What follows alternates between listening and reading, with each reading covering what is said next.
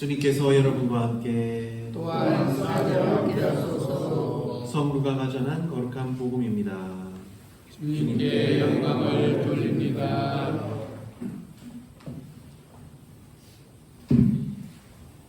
하루는 많은 사람들이 겟네사렛 호숫가에서 계시는 예수를 애워싸고 하느님의 말씀을 듣고 있었다. 그때 예수께서는 호숫가에 베어둔 배 두 척을 보셨다. 어부들은 배에서 나와 그물을 씻고 있었다. 그중 하나는 시몬의 배였는데 예수께서는 그 배에 올라 시몬에게 배를 땅에서 조금 떼어놓게 하신 다음 배에 앉아 군중을 가르치셨다. 예수께서는 말씀을 마치시고 시몬에게 깊은 데로 가서 그물을 쳐 고기를 잡아라 하셨다. 시몬은 선생님, 저희가 밤새도록 했었지만 한 마리도 못 잡았습니다. 그러나 선생님께서 말씀하시니 그물을 치겠습니다 하고 대답한 뒤 그대로 하였더니 과연 엄청나게 많은 고기가 걸려들어 그물이 찢어질 지경이 되었다. 그들은 다른 배에 있는 동료들에게 손짓하여 와서 도와달라고 하였다. 동료들이 와서 같이 고기를 끌어올려 배가 가라앉을 정도로 두 배에 가득히 채웠다. 이것을 본 시몬 베드로는 예수의 발 앞에 엎드려 주님, 저는 죄인입니다. 저에게서 떠나주십시오 하고 말하였다. 베드로는 너무나 많은 고기가 잡힌 것을 보고 겁을 집어먹었던 것이다. 그의 동료들과 제베데오의 두 아들 야고보와 요한도 똑같이 놀랐는데 그들은 다 시몬의 동업자였다. 그러나 예수께서 시몬에게 두려워하지 마라. 너는 이제부터 사람들을 낚을 것이다 하고 말씀하시자 그들은 배를 끌어다 호숫가에 베어놓은 다음 모든 것을 버리고 예수를 따라갔다. 주님의 복음입니다. 그리스도를 찬미합니다. 자리해 주십시오. 성부와 성자와 성령의 이름으로 아멘. 오늘 선포된 누가복음 앞에를 보시면 예수님에 대한 메시아의 전모가 슬슬 밝혀지고요. 또 복음을 예수님께서는 전해야 한다라는 사명 뒤에 그리고 예수님께서 오늘 어때요? 베드로의 배에까지 털썩 올라가셔서 그러면서 설교하시다가 4명의 첫 제자들을 부르는 장면입니다. 근데 그 가운데서요, 이 네 어부들 가운데서 베드로, 시몬을 지목하죠. 딱 너는 이제부터 사람들을 낚을 것이다 라고 하십니다. 너는 이제부터 사람들을 낚을 것이다 라는 말씀에서 많은 이제 생각들이 이제 막 떠오르게 되는데요. 그러니까 예수님의 제자들은 어부이고 그럼 우리들은 뭐다? 우리들은 뭐라 그러는 겁니까? 제자. 뭐요? 물고기. 사람들을 낚을 거라면서요, 제자들이. 그럼 우리가 낚였으니까 뭐예요? 우리도 그냥 물고기인가? 뭐 이런 생각을 해보게 됩니다. 여러분들 물고기예요? 아니시죠? 라고 생각할 수도 있어요. 예.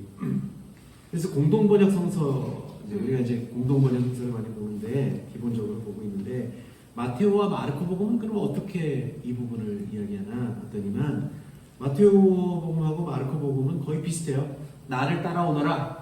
내가 너희를 사람 낚는 어부가 되게 하리라고 합니다. 사람 낚는 어부나 오늘 복음에서처럼 사람들을 낚을 것이다 라는 의미는 거의 큰 차이가 없어 보입니다. 그래서 예전에 뭐 그런 얘기도 했습니다.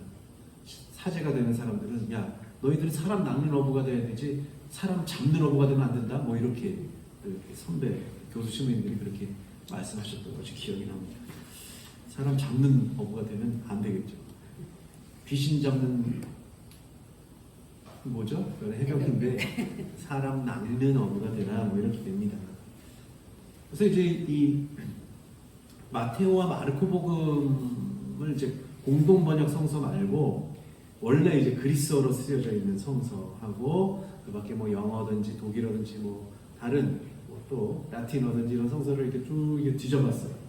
뒤져봤더니만 뭐라고 되냐면 해석이요 이렇게 해도 됩니다. 그러니까 너희를 사람 낚는 어부가 되게 하리라 말고 사람들을 위한 어부가 되게 하리라. 그리고 사람들의 어부가 되게 하겠다. 이렇게도 해석이 가능합니다. 아마 그게 더 맞을 것 같기도 하기도 합니다. 그렇게 되면은 사람 낳는 어부가 되게 하리라라는 말과 사람들을 위한 어부가 되게 하겠다, 사람들의 어부가 되게 하겠다라는 의미가 조금 막 달라지죠. 그래서 우리들이 물고기가 아니라 제자들이 우리를 위해서 물고기를 잡는 어부가 될 것이다 라고도 되고 있고요. 또 우리를 대표해서 물고기를 잡는 어부가 될 수 있다 라고도 할 수 있습니다. 근데 하지만 오늘 그리스어로 되어 있는 누가복음은요, 명확하게 더 심지어 뭐라고 되어 있냐면요, 너는 이제부터 산채로 혹은 살아있는 사람들을 낚을 것이다. 누가복음만큼은 어떻게 뭐 다르게 무슨 해석하기가 조금 어렵게 명확합니다. 사람을 낚는다는 표현이 성서에 또 나와 있는가 한번 찾아봤습니다. 구약 성경에 있어요. 예레미야 예언서 16장 16절에는요, 이제 나는 많은 어부들을 들여보내어 이 백성을 고기처럼 낫게 하겠다. 그런 다음 많은 사냥꾼을 들여보내어 산과 언덕과 바위 틈을 샅샅이 뒤져 이 백성을 짐승처럼 잡겠다는 말씀이 나옵니다. 여기서 이 백성이라는 말씀은 이스라엘 백성, 유다 백성입니다. 이런 그 구약 성성의 표현에서 영향을 받아서 누가복음이 쓰여졌을까라는 생각도 해봤는데요.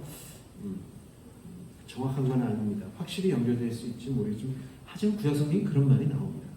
근데 이 예언서, 예레미야 예언서에서는요, 백성을, 이스라엘 백성, 유다 백성을 물고기이자 짐승이라고 표현하는 것은 어떻게 보면 종말의 때와 같이 하느님을 멀리한 백성들이 이방 민족에게 끌려가는 상황을 묘사합니다. 아시리아가 쳐들어왔고 바빌론이 쳐들어와서 백성들을 끌고 가는 이런 것을 표현하는 거죠. 약간 좀 무서운 이야기죠. 그러니까 사람을 잡겠다, 짐승 같은 너희를 잡겠다, 물고기 같은 너희를 잡겠다는 그런 뜻입니다. 구약 성경은 그런 표현으로 씁니다. 그래서 보면 사람들을 위한 어부들이 되게 하겠다라는 말씀과 산채로 사람들을 낚을 것이라는 말씀에는 이렇게 두 방향의 흐름이 있을 수 있습니다. 하느님의 진노가 내릴 수도 있는 것이고요, 아니면 예수님께서 어떤 말로 우리에게 말씀하시는가를 한번 구분해서 볼 수가 있겠습니다. 예, 우리가 일상적으로 서로 대화하는 사람들 사이 말하면서 이런 말들 쓰죠. 뭐가 이렇게 많아요. 그러면은 물 반, 고기 반, 그냥 들어가서 아무나 해도 다 떠온다는 것이죠. 그다음 또 은어처럼 쓰이는 말, 은어처럼 약간 좀 좋은 말은 아니죠. 은어처럼 쓰이는 말 가운데 뭐 어떻게 해요? 젊은이들이 무슨 디스코텍, 옛날에 디스코텍, 요새 클럽 간다 그러죠. 클럽이나 술집에서 가면은 호객하는 사람들이 있어요. 그러면 뭐라 그러냐면요, 여기 물 참 좋아요, 뭐 이렇게 얘기합니다. 별로 좋은 말은 아닌데요. 그게 무슨 말이겠어요? 선남 선녀들이 많이 모여있다, 뭐 이런 얘기죠. 많다, 이런 거. 물 좋다는 말이 그럽니다. 또 어떤 남성도 그렇겠고 혹은 여성들이 그렇겠지만, 한 사람만이 아니라 여러 사람에게 막 잘해줘요. 내가 너만 좋아해, 막 이러면서 막 그래요. 자기를 특별하게 여기는 관계를 독점하려고 할 때 무슨 말을 쓰냐면, 저 사람 어장 관리한다고 해요. 어장이 뭐예요? 물고기가 이렇게 모이는 것이죠. 양식을 하는 거.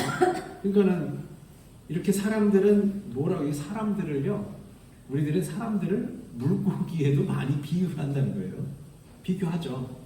근데 어장관리라는 말에서는 어때요? 별로 기분이 좋은 말이 아니에요. 왜냐면 그 사람이 나를 이용해 먹는 거니까. 내가 그 사람을 뭔가를 이용해 먹고 뭐 이런 거니까 그렇습니다. 나만 좋아하는구나. 그래서 막 선물도 막 갖다 주는데 알고 봤더니 어장관리가 돼 있고 문어발이었다는 거죠. 그런 겁니다. 그러니까 어장관리라는 말에서 나 자신이 어장에 들어있는 하나의 물고기였다는 사실을 알게 되면 그냥 기분이 좋을까요? 좀 화가 날 것이 분명합니다.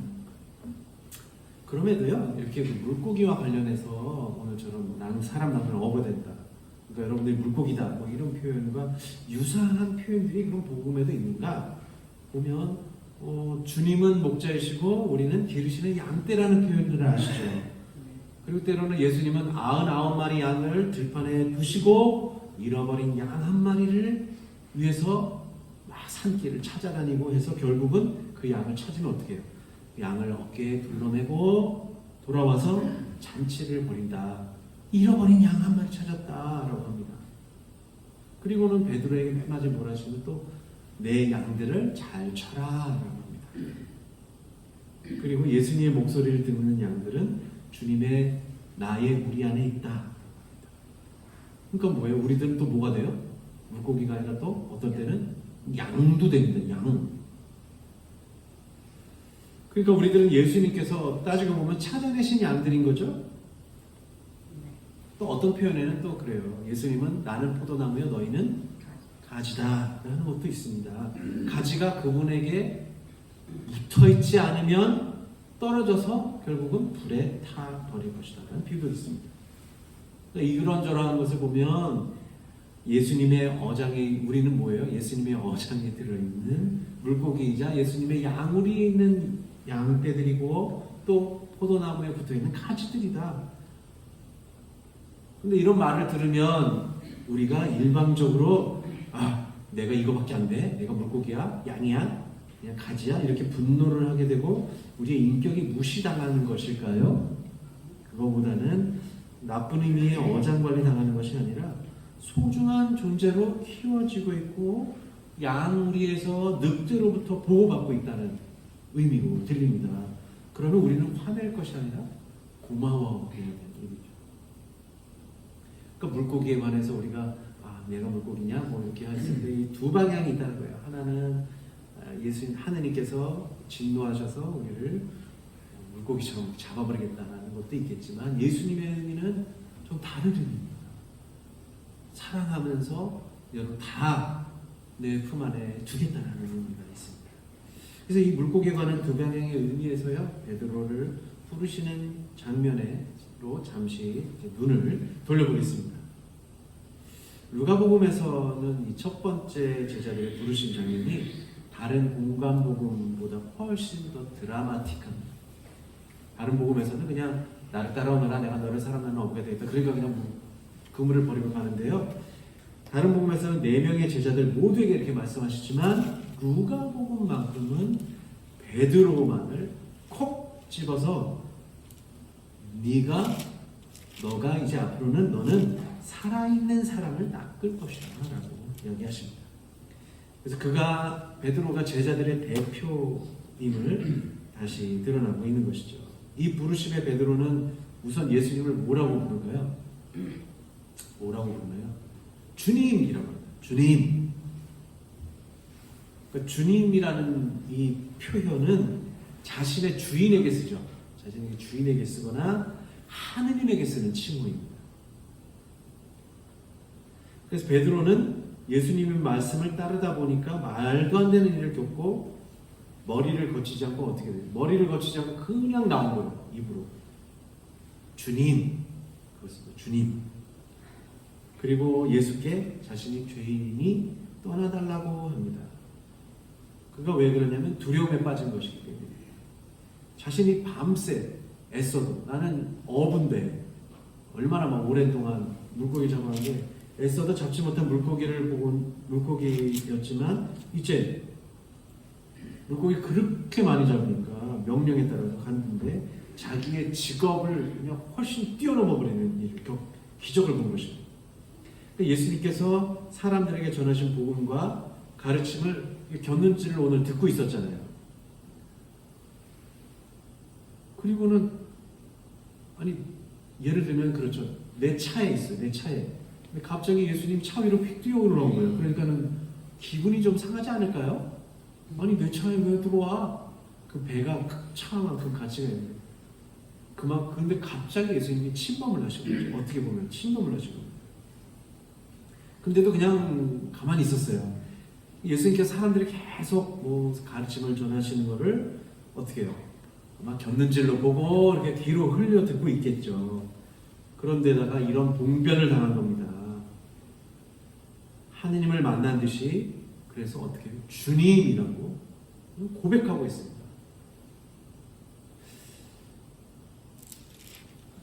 예수님이 그 전에 깊은 데로 가서 그물을 쳐 고기를 잡으라 이런 말씀이 마치 베드로에게는 너의 가장 어두운 곳으로 가서 너의 더럽고 추한 모습을 다 끄집어내어 놓아라 그런 의미로 들린 것이죠.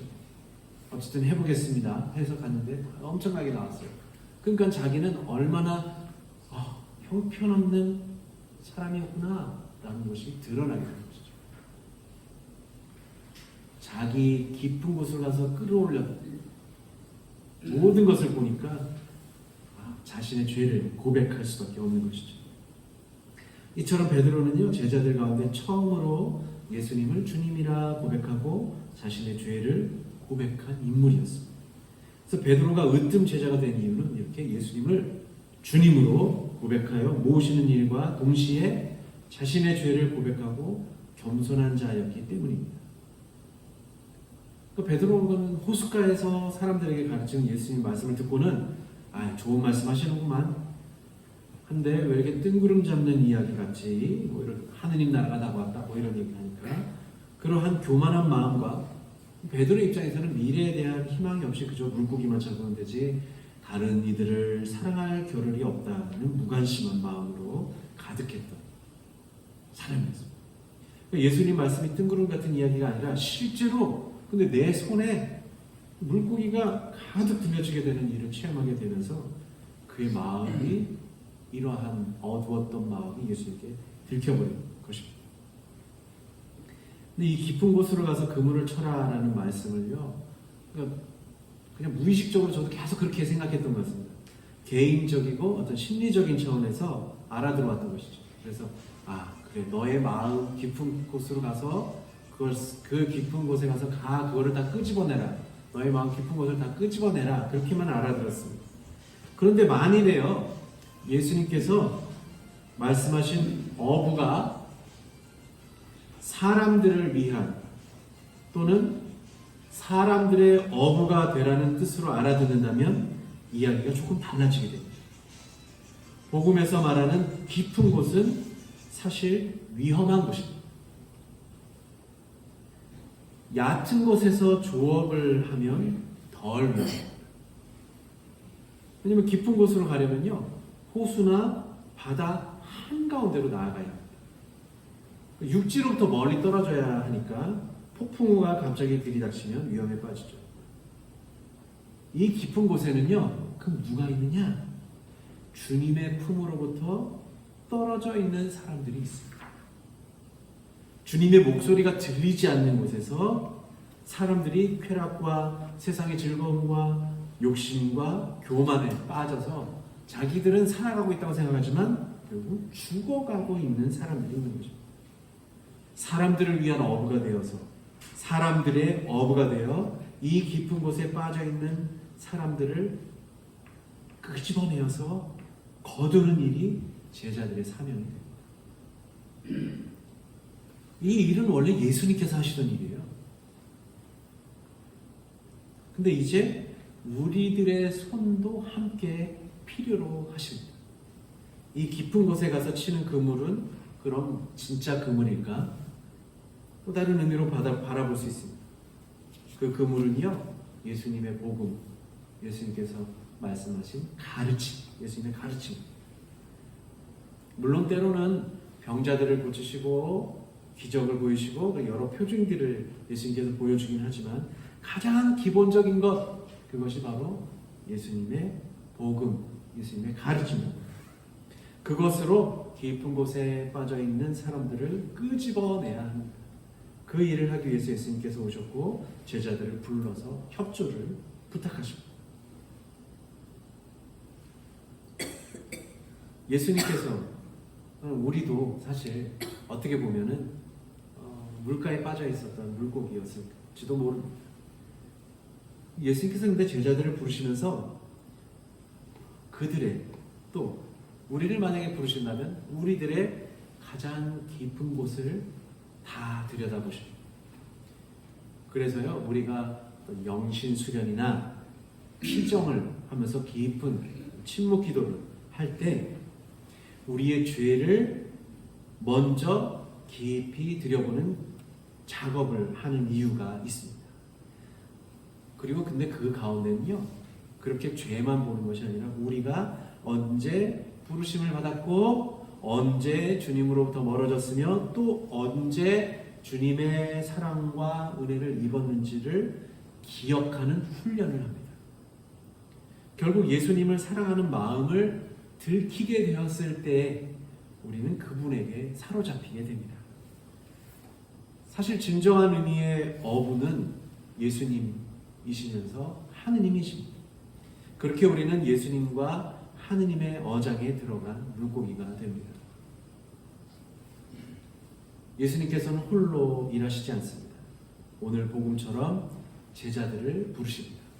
그리고 베드로처럼 당신을 주님으로 알고 고백하게 하십니다. 동시에 우리의 죄를 살피고 낮은 자가 되라고 하십니다. 원래 어부였던 이들은 자신이 사용하던 그물을 버리고 예수님을 따라 나섭니다. 그리고 새로운 그물인 예수님의 복음과 가르침이라는 그물을 얻습니다. 이들은 이제 넓은 길이 아닌 좁은 길을 택할 줄 알게 됩니다. 제자들은 세상의 부귀영화가 아니라 주님께서 명하시는 가장 깊은 곳, 가장 낮은 곳, 가장 어려운 곳, 그리고 가난한 이들, 아픈 이들, 감옥에 갇힌 이들, 절망 속에 빠진 이들을 찾아 나서는 이들이 됩니다. 이 제자들은 세상의 어부가 아니라 주님의 어부가 됩니다. 사람들을 위해서 주님의 복음이라는 물고기로 사람들을 먹이는 사람들이 됩니다. 제자들은 세상의 어부였지만 이제는 물고기 잡는 그물이 아닌 영적인 그물인 주님의 말씀으로서 이제 영적인 어부가 되어서 영적인 어부로 부르심을 받았습니다. 그렇게 깊은 곳으로 이제 갈 줄 알게 된 것입니다.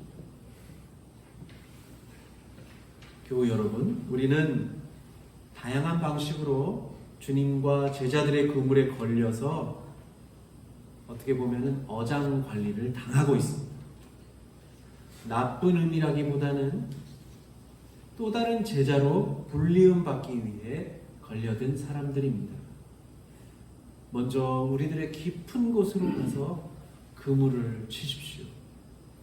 우리들의 추한 모습들, 아픈 모습들, 용서하지 못하는 분한 마음들 모두를 그냥 꺼내서 어느 날 주님께 보이십시오.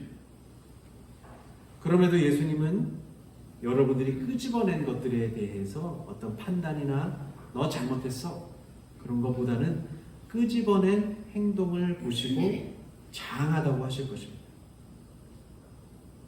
우리들은 영혼의 어부인 주님의 제자로서도 불리움받았습니다. 깊은 곳으로 가서 그물을 쳐라라는 것처럼 우리가 하기 싫어하는 일, 또 이웃을 배려하고 돕는 일, 원수를 용서하고 사랑하는 일, 세상 부귀영화보다는 주님의 길을 따르는 바로 그 깊은 곳으로 가서 그물을 치라고 주님께서 명하십니다. 교우 여러분들은 주님의 그물에 걸려 올라왔지만 다시 그물을 치는 새로운 존재로 불리움받았습니다. 예전에도 그렇듯이 고기를 잡아서 주는 것이 아니라 그물을 치는 방법, 고기 잡는 법을 가르쳐 주라는 말씀이 있듯이요. 주님께서 그물 치는 방법을, 물고기 잡는 방법을 복음과 성경에 다 알려주셨습니다.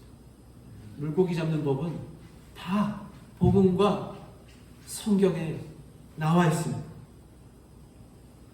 읽으시고 고기 잡는 법을 배우시면 됩니다. 그러니까 두려워하지 마십시오.